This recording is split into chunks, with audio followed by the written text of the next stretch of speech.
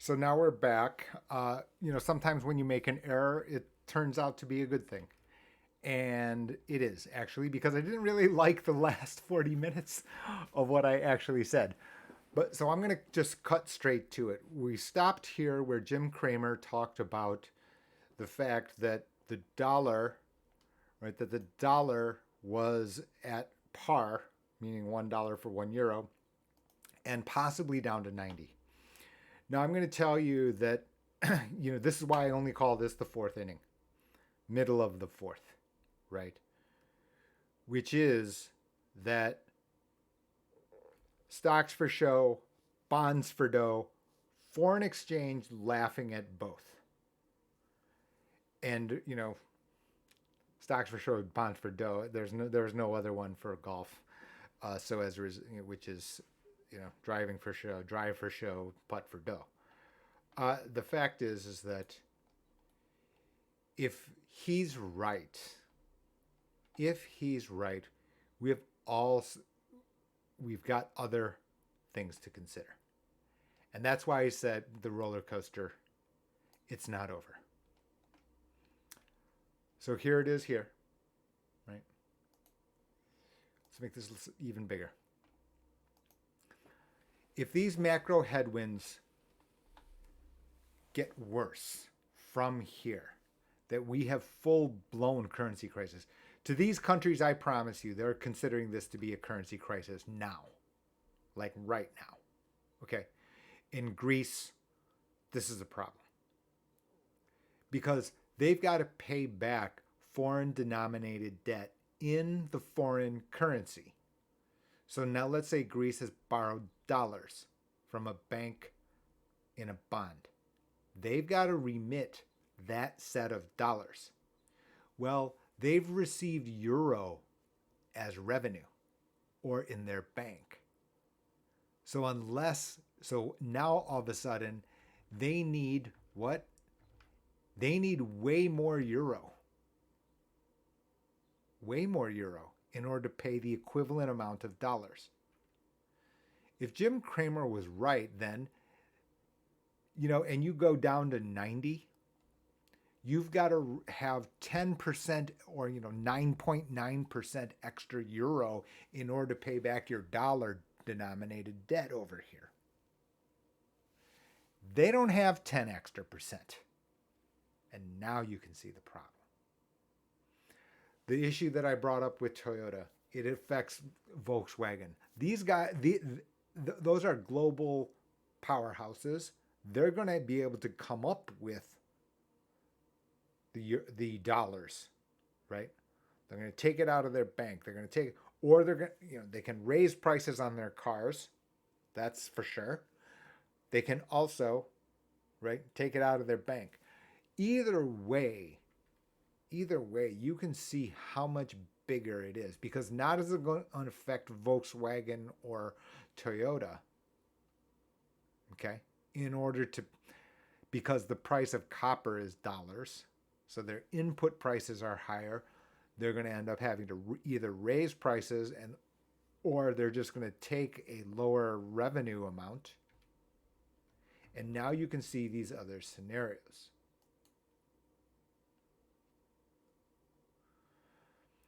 The flip side to that also needs to be entertained. My question out loud then becomes this. If that's the case, the fact of the matter is this stuff is known. Right? These things are known. Jay is not introducing new facts here, right? I'm not.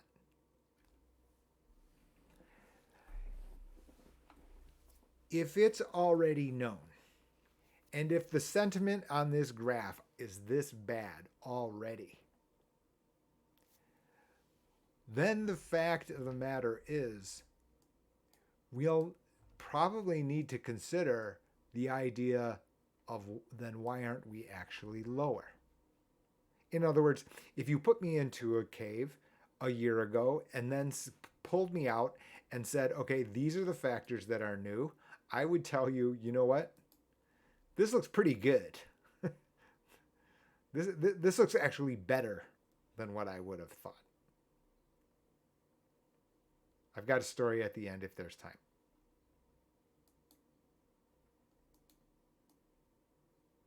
What does that leave? That leaves the path to higher. That leaves the path to higher. Now, here's why I'm going to like the fact that I made the error. Now let's just see to where that could, not saying will, but could mean. So let's take a look at the S&P. Let's back up this chart. You can see it here. Remember from prior videos, remember from this channel, I had lines, chartists, etc., right? The possible up here is all the way up here to 4,100 in this range. You can see this was an inflection point here. It's also the same inflection point around here. These congestion zones. Remember, the the agreed upon debate, the debate zone on what's the cost of my glasses case. You get certain points where there's friction, and that's what these people are doing. They're looking for these inflection points. This is what day traders do. What do day traders do? They're doing the same exercise, except they're simply doing this where this time frame up and down is minimal down to the minute, 5 minute, 15 minute, 1 hour, 2 hours, 3 hours, 1 day. Right? And then expanded, of course, what does it look like? It looks obvious, it looks like my favorite diagram of all, of course, which is then this. And now you can see the points, the breadcrumbs start to be a slice of bread within a loaf. Because what I'm saying then here under this spot is that, okay, in fact, if that then becomes the narrative, meaning under that scenario, if that leaves the path to higher, then you can see this first stopping point, which could be somewhere in this area, this 4,000 area, which is a good 3, 4, 5% higher. Some people might even take you up to here, right? From 38.64 to 4,100. That is 10% from here. From here, 10%. That can be here. Possible. Right? That when I add it all up, this stuff is known. If I know it, that means someone else smarter knows it, right? For sure. No question. And if we're not lower, if you eliminate the impossible, what remains is the only thing left. You can make up this narrative. This is a logical narrative, absolutely, under this scenario. It's not the only scenario. Of course not. Right? Scenario 2.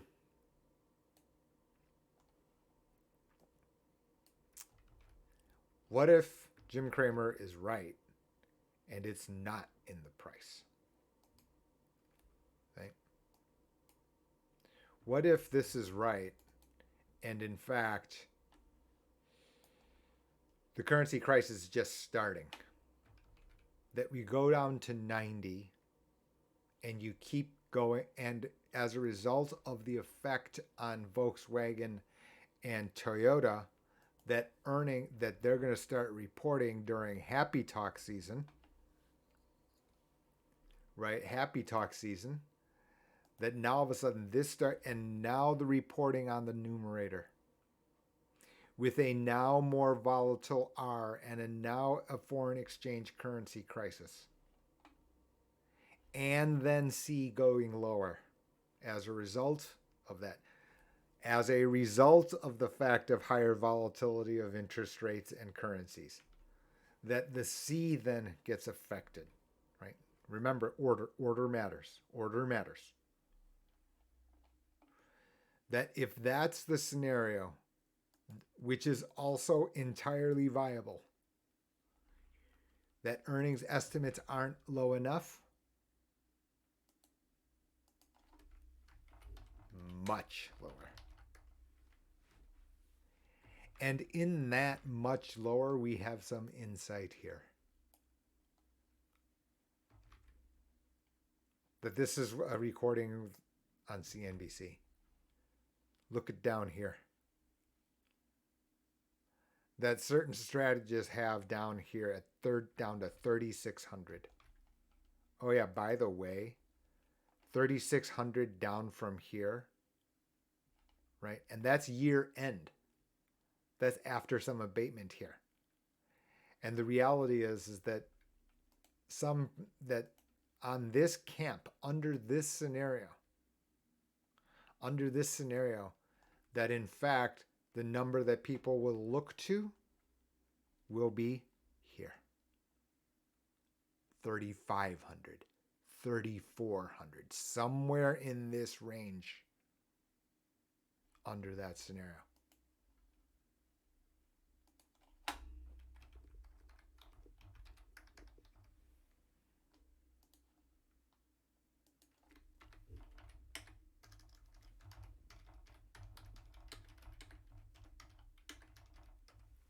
That's what you're looking at as possibilities. None of this is certain, right? So you can see it that 3,400 here, right, compared to, like I said, let's just, the problem with doing it this way is that, I've now, can I unhide the row?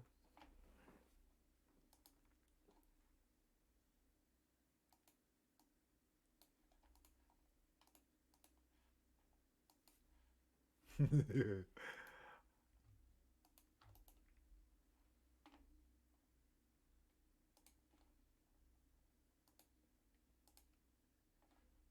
we go. So let's resize the rows here, right? Because I tried to hide it just for, I don't know, dramatic effect. Okay, so in other words, leaves the path to higher and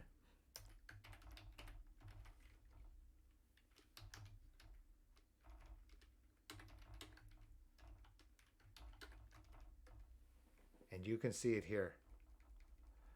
The difference then is something like, even from here, 15% swing from 3,400 to 4,100.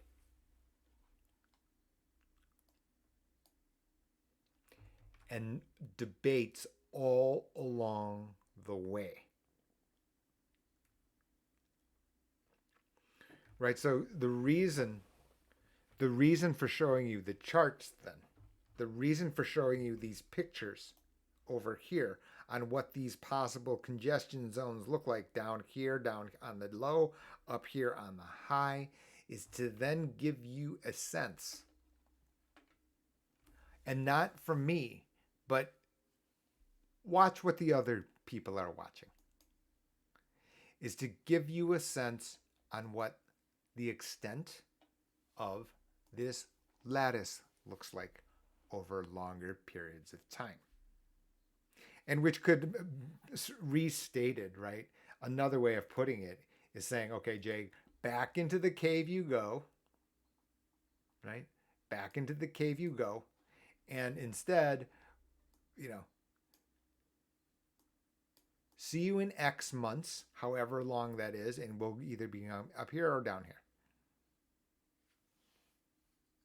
And that's the difference, and that is basically what I'm trying to give you. I'm trying to frame for you what the rationale that could possibly be, in which case you then what the possible points could be when it comes to this. And then, as a result, what your higher and lower look like. Now, it's very, very, very important to follow steps. Steps. You cannot skip steps here. You cannot skip steps. Looking at the result and just saying higher or lower will not work. At some point, there's going to be a breakdown. And that's my anecdote to end today.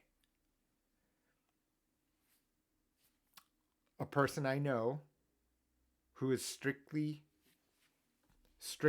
on a piece of paper, on a CV, will be superior to me, no question about that, right? Academic background, absolutely trained to know this, trained to understand this, trained to understand the lattice. Absolutely trained. I asked this person, I saw this person's portfolio. My first question was, what happened during COVID when the market was down? The answer was, I was down. How much? Couldn't say. Couldn't detail what line items got hurt during that period. You need to observe this stuff when it becomes more volatile in order to understand what risk you're actually taking. Because, if you get handed a portfolio, even if it's done by the well-qualified, right? Even if done by the well-qualified, there's no debating here. This is the well-qualified created portfolio. No, that's indisputable. Indisputable. However, the question is whether or not that type of risk profile fits you and what you're trying to do at your point in life, whatever that would be. It's not my role here to opine on, here's what I think your role in life should be. That's casting judgment of which I don't get a vote. I'm not supposed to vote. I don't want to vote. I'm there to listen to what the priority set is. That is given because that is your money and that is your life objectives, fears, whatever it would be. But as a result of skipping steps, of not knowing what risks there were, and just simply looking at the result, and then simply just looking at, higher and or lower, and just following along and just in that kind of blind way, I said, look, there's this other scenario. And when the person said, hey, I think interest rates could be 2% higher than this, I told that person right away at that moment, I told him, look, if that's the case, the scenario down there is, QQQ down 30%, bang. Do you see what I'm saying? In other words, this wasn't, I like Apple, I like Google, I like, Facebook. No. What this has to do is the fact that since this person skipped steps about, realizing that it's not that, focusing in on Google, focusing in on, markets up, etc., etc. Rather than going through the step of understanding that in fact that it was predicated on the lower and stable denominator, and simply skipping steps, right? And skipping steps on the fact that, by the way, given that condition, that what can happen is way lower paths.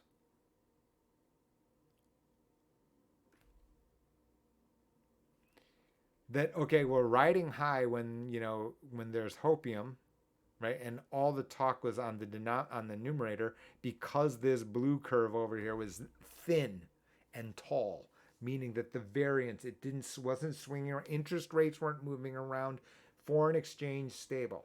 Well, guess what? Interest rates wider, meaning the high to low is much wider and swinging around. Then with the ripple of, and then now all of a sudden you go, exactly what I thought, which is that hey, this numerator stuff is subject to such error, and except for the bigger, more important part, the first step is far more risky. What did you think the outcome was going to be? By skipping the steps when things were good, now it flipped to the other side. Now it flipped to the other side. And now, no good feel for what the lower scenario looks like. QQQ minus 30%. And now that is what happens when you skip steps. And now, this person, fortunate, very, very fortunately, that the amount is big, right? The sheer amount is big. But that doesn't matter, to be candid with you. That's just a matter of scale. Because you can see here, I didn't put a dollar amount here. Right? This is 100% at the beginning of January of 2022. And now that person is not 82, but more like 75. Because as a result of not paying attention and just glossing over the steps, stocks for show, bonds for dough, FX laughing at everything. Now all of a sudden the payoffs, if correct or not correct, and what these swings of look like by not paying attention. Right? That in fact, that by resting on this, drinking the Kool-Aid, and then as a result of that Josh Brown video, which is going to be cut off, which is the happy talk of the numerator. That what ended up happening, instead of thinking through the fact that this variance, the up and down, has been much, much, much wider. How does that matter to you? How that matters to you, then very simple, right? Not complicated, right? Which is, okay, if that's the case, how does it affect your thought process on this entire set over time? And as I said at the beginning of the video, and now you can see what I'm going to do. I'm going to attach this conclusion to the first part. Now we've got the video in full flight, which is, okay, now have I planned through that type of wider set of scenario so that I can see now, and this is, now you can understand why I'm going to write a second book, which is, this is bigger. While the happy talk told you that all this stuff, we should be super invested, that my healthcare costs are $6 trillion under retirement, we better invest, aggressively, et cetera, et cetera. Oh, annuities are a ripoff due to fees. Oh, hello. Now all of a sudden, if they have these layers, now I can take more up and down over here. And oh yeah, by the way, let's say, for example, instead this was 80 and this was 20. Right? And now all of a sudden, down 17% of 80 is, right, 0.82 times 80 is now 65.6, and this is still 20.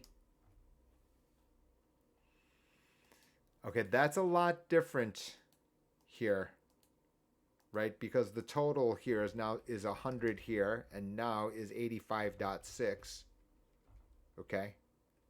And now instead this was 82, and now 0, and you could add 82 and 0, and now is 82. This 3.6 doesn't look like a lot. It's a huge amount. How do I know it's a huge amount? The reason I know it's a huge amount is because even the best in the world, they differ in results by 0.20%.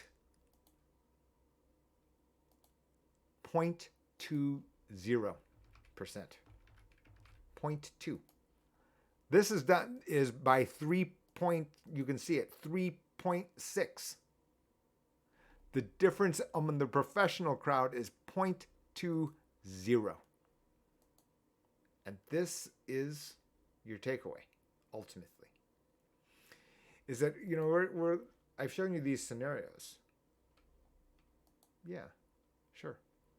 This is true.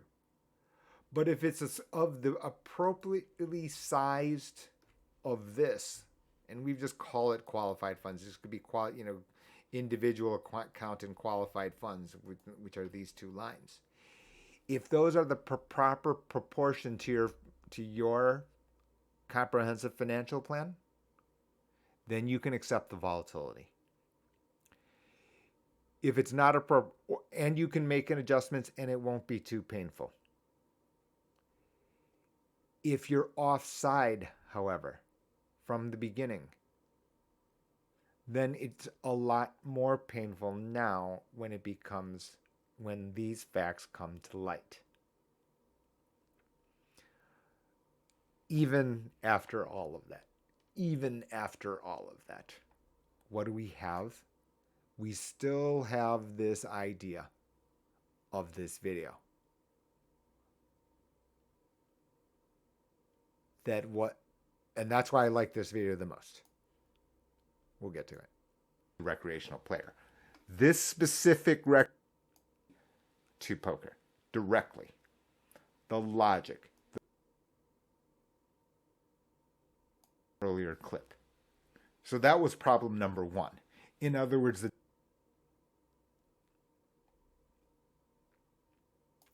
this beyond his years. The real takeaway is the fact that he then resigned, and in that he displayed a wisdom well beyond his years. He's not even spitting distance yet to the age of 30. 24. And this is the point.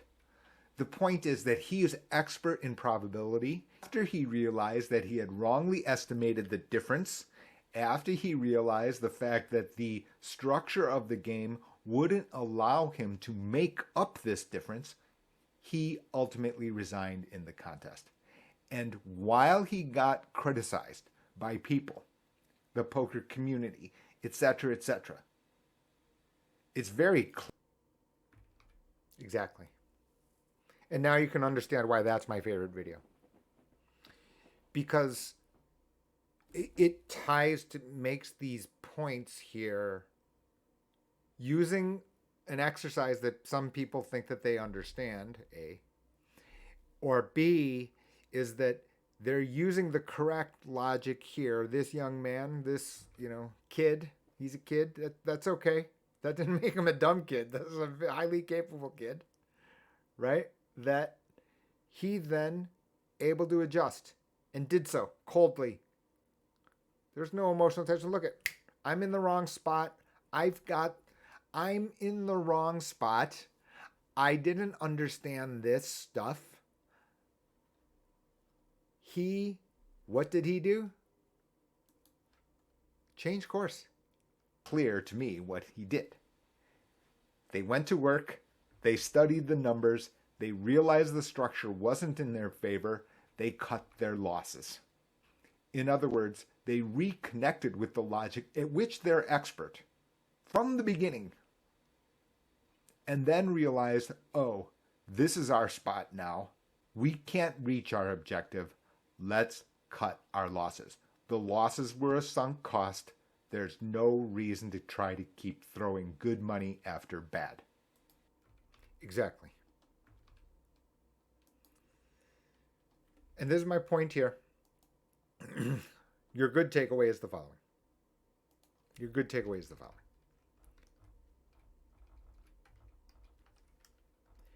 Is what also happens to be here is these two items here now.